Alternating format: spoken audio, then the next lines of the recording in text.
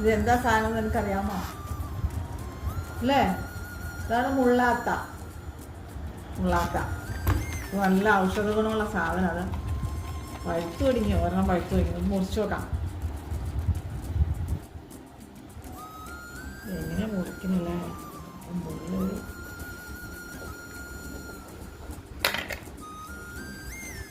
വാവ് വാവ്,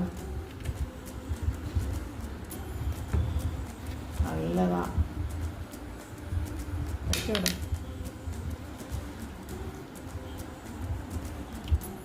നല്ല മധുരമുണ്ട്. സൂപ്പർ.